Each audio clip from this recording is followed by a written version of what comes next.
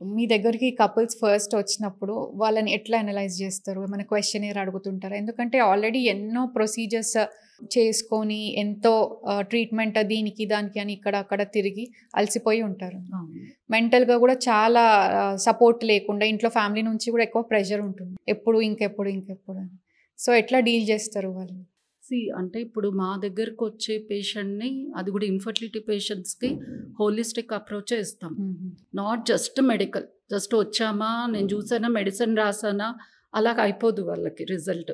So వాళ్ళు వచ్చిన దగ్గర నుంచి, రిసీవింగ్ స్టాఫ్ దగ్గర నుంచి, సిస్టర్స్ కానీ, తర్వాత డాక్టర్స్ కానీ, తర్వాత మా దగ్గర స్పెసిఫిక్గా psychologist. So that is actually mandatory ఇప్పుడు ఫర్టిలిటీ సెంటర్స్కి. సో ఇప్పుడు వాళ్ళకి మెడికల్గా we will suggest the treatment. But వాళ్ళకి అక్కడ ఎంతో స్ట్రెస్, సందేహాలు ఉంటాయి, ఇదేనా నాకు వర్కౌట్ అవుతుందా అని. సో వాళ్ళకి మెల్లగా మేము ఆ ట్రస్ట్ విన్ చేయడము, ఆ కౌన్సిలింగ్ సెషన్స్ చేసుకుంటూ, అందరూ ఓకే వీళ్ళు నా మంచి గురించే చెప్పారు, ఇక్కడ అవుతుంది అన్న కాన్ఫిడెన్స్ వచ్చాకే చేస్తాము. ఇప్పుడు పొద్దున్న కూడా ఒకరు పాజిటివ్ వచ్చి దే గేవ్ ద రివ్యూ. అంటే ఫస్ట్ అటెంప్టే వచ్చింది. So but we never promise మీకు ఫస్ట్ అటెంప్ట్ IVFలో తెప్పిస్తామని.